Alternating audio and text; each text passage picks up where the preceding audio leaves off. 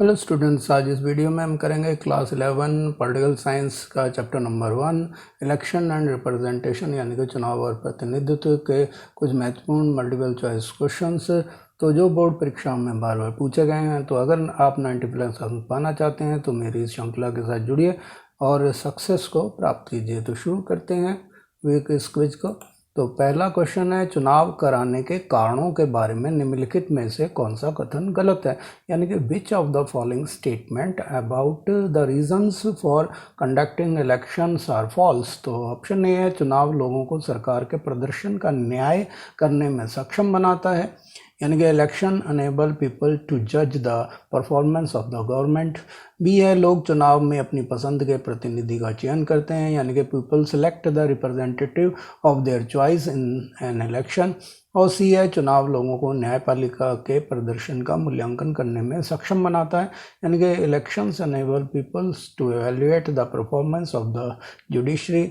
D है, लोग संकेत कर सकते हैं कि वे कौन सी नीतियां पसंद करते हैं, यानी कि people can indicate which policies they prefer. तो आपको बताना है इनमें से कौन सा कथन चारों में से गलत है, ABCD में से।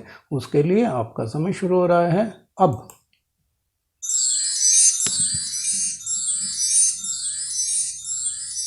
तो इसका जो सही जवाब है वो आपके सामने है। इसका सही जवाब है सी, चुनाव लोगों को न्यायपालिका के प्रदर्शन का मूल्यांकन करने में सक्षम बनाता है। ये कथन गलत है। क्वेश्चन नंबर 2 है, भारत में कौन सार्वभौम वयस्क मताधिकार की अवधारणा के तहत मतदान कर सकता है, यानी कि in India who can vote under the concept of adult franchise. तो ऑप्शन ए है, नाबालिग भी मतदान कर सकते हैं, यानी कि minors can also vote. B है, केवल शिक्षित लोग ही मतदान कर सकते हैं, यानी कि only educated people can vote. C है, विदेशी नागरिक भी मतदान कर सकते हैं, foreign nationals are also vote. D है, वयस्क जिनके पास भारत की राष्ट्रीयता है उन्हें किसी भी जाति, रंग, पंथ या लिंग के बावजूद वोट देने का अधिकार है, यानी कि adults who have the nationality of India have the right to vote irrespective of any caste, colour, creed और जेंडर। तो आपको बताना है कि इसमें से ये जो दिया गया है सार्वभौम वयस्क मताधिकार की अवधारणा वो किसके अंतर्गत आती है। तो उसके लिए आपका समय शुरू हो रहा है अब।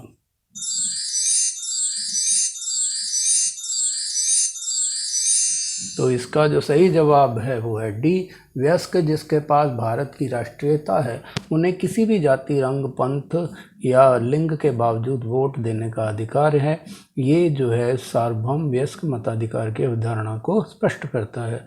क्वेश्चन नंबर 3 है, इनमें से कौन सा यह कहने के लिए एक अच्छा कारण नहीं है कि भारतीय चुनाव लोकतांत्रिक हैं, यानी कि the which of these is not a good reason to say that Indians elections are democratic. तो ऑप्शन है, भारत में दुनिया के सबसे ज़्यादा मतदाता हैं, या India has the largest number of voters in the world.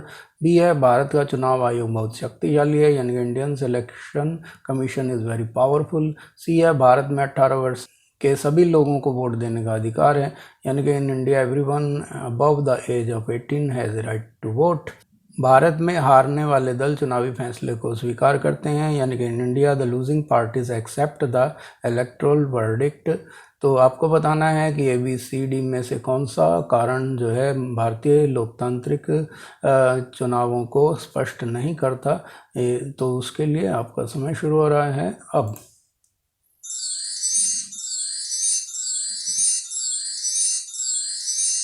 तो इसका सही जवाब है ए, यानी कि भारत में दुनिया के सबसे ज़्यादा मतदाता हैं। ये एक अच्छा कारण नहीं है कि भारत के चुनाव लोकतांत्रिक हैं, क्योंकि मतदाता अधिक होना या कम होना एक लोकतंत्र का उदाहरण नहीं है। मतदाताओं की संख्या से लोकतंत्र प्रकट नहीं होता, बल्कि उनको मिलने वाले अधिकारों और चुनावों में पारदर्शिता ही उसे लोकतांत्रिक चुनाव बनाती है। क्वेश्चन नंबर 4 है, FPTP चुनावी प्रणाली का पालन करने वाला देश है, यानी कि the country that follows FPTP electoral system is, option A है इसराइल, बी है द UK यानी कि यूनाइटेड किंगडम, और सी है द नीदरलैंड्स यानी कि नीदरलैंड, और डी है अर्जेंटीना। तो आपको बताना है कि ABCD में से वो कौन सा देश है जो FPTP चुनाव प्रणाली का पालन करता है। उसके लिए आपका समय शुरू हो रहा है अब।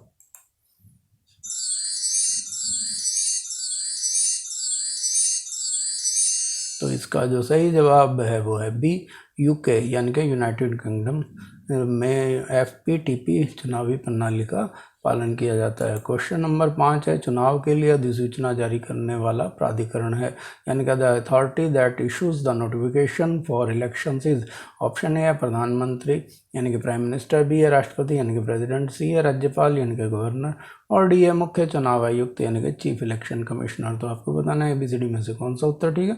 उसके लिए आपका समय शुरू हो रहा है अब।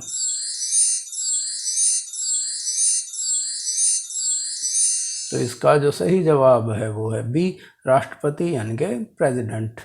क्वेश्चन नंबर 6, मतदान समाप्त होने के बाद मतों की गिनती डैश की देखरेख में की जाती है, यानी कि after the polling has finished the votes are counted under the supervision of dash. तो ऑप्शन ए है चुनाव आयोग यानी कि इलेक्शन कमीशन, बी है मतदान अधिकारी यानी कि पोलिंग ऑफिसर, सी है रिटर्निंग अधिकारी और पर्यवेक्षक यानी कि रिटर्निंग ऑफिसर एंड ऑब्जर्वर्स, और डी है परिसीमन अधिकारी यानी कि डिलिमिटेशन ऑफिसर। तो आपको बताना है कि किसकी देखरेख में मतों की गिनती की जाती है, इलेक्शन कमीशन के, पोलिंग ऑफिसर्स के, रिटर्निंग ऑफिसर एंड ऑब्जर्वर के, या डिलिमिटेशन ऑफिसर के। तो आप इसके लिए आपका समय शुरू हो रहा है अब।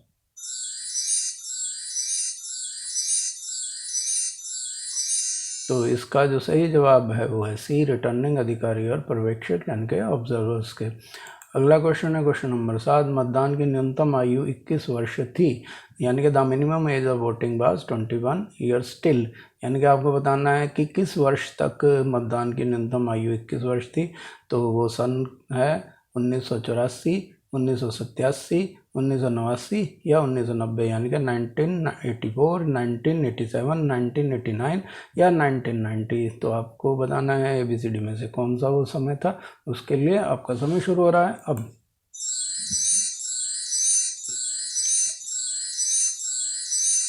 तो इसका जो सही उत्तर है वो है सी, 1989 यानी कि 1989। क्वेश्चन नंबर 8 है, प्रादेशिक प्रतिनिधित्व का अर्थ है, यानी कि territorial representation mean, option A है भौगोलिक प्रतिनिधित्व यानी कि जोग्राफिकल रिप्रेजेंटेशन, बी है अल्पसंख्यक प्रतिनिधित्व यानी कि माइनॉरिटी रिप्रेजेंटेशन, सी है कार्यात्मक प्रतिनिधित्व यानी कि फंक्शनल रिप्रेजेंटेशन, और डी है वर्ग प्रतिनिधित्व यानी कि क्लास रिप्रेजेंटेशन।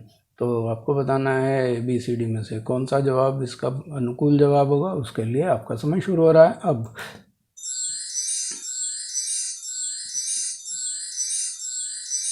तो इसका जो सही जवाब है वो है ए, भौगोलिक प्रतिनिधित्व यानी कि जोग्राफिकल रिप्रेजेंटेशन। क्वेश्चन नंबर 9 है, चुनाव प्रणाली फर्स्ट पास्ट द पोस्ट को डैश के रूप में भी जाना जाता है, यानी कि the electoral system first past the post is also known as dash. Option A अनुपातिक प्रतिनिधित्व यानी कि प्रोपोर्शनल रिप्रेजेंटेशन, बी है प्रत्यक्ष चुनाव यानी कि डायरेक्ट इलेक्शन, सी है पृथक निर्वाचन मंडल यानी कि सेपरेट इलेक्टोरल, और डी है बहुलता प्रणाली यानी कि प्लूरलिटी सिस्टम। तो आपको बताना है ABCD में से वो कौन सा सही जवाब है जो इस रिक्त स्थान में आएगा। उसके लिए आपका समय शुरू हो रहा है अब।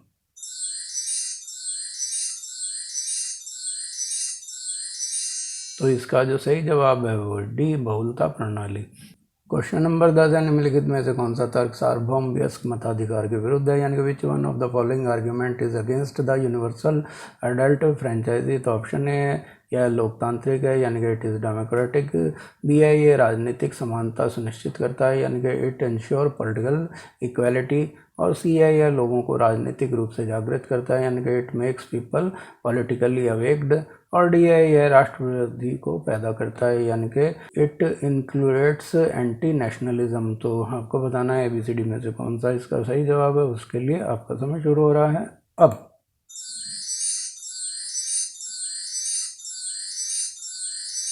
तो इसका जो सही जवाब है वो है डी, यह राष्ट्र विरोधी को पैदा करता है। क्वेश्चन नंबर 11 है, भारत में मतदान क्वेश्चन नंबर 11, भारत में मतदान के अधिकार का प्रयोग करने के लिए न्यूनतम आयु सीमा है।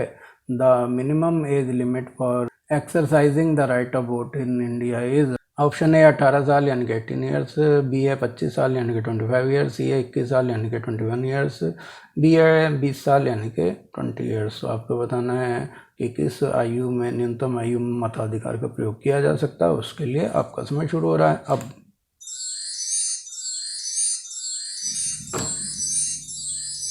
तो इसका जो सही जवाब है वो है ए 18 साल यानी कि 18 ईयर्स। तो 18 साल का होने पर व्यक्ति वयस्क हो जाता है और अपने मताधिकार का प्रयोग कर सकता है। क्वेश्चन नंबर 12 है, चुनाव आयोग की वर्तमान संरचना है, यानी कि the present composition of the election commission is a, option A है जैसा कि राष्ट्रपति द्वारा तय किया जाता है, यानी कि as decided by president, B है एक सदस्यीय निकाय यानी कि 1 मेंबर बॉडी है, सी जो है 2 सदस्यीय निकाय है यानी कि 2 मेंबर बॉडी, और डी के अनुसार ये 3 सदस्यीय निकाय होता है यानी कि 3 मेंबर बॉडी। तो आपको बताना है ABCD में से कौन सा इसका सही संरचना को व्यक्त कर रहा है। उसके लिए आपका समय शुरू हो रहा है अब।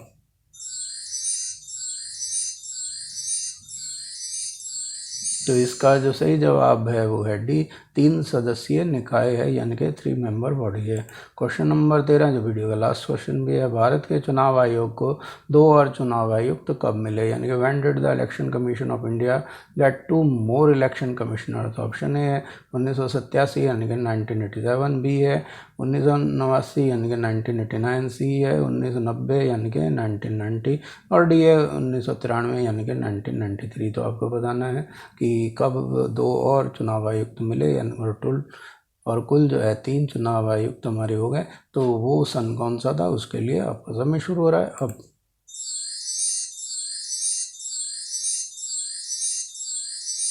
तो इसका जो सही जवाब है वो है बी 1989 यानी कि 1989। तो इसके साथ ही ये क्विज समाप्त हुई। आपने जो कीमती समय दिया उसके लिए धन्यवाद।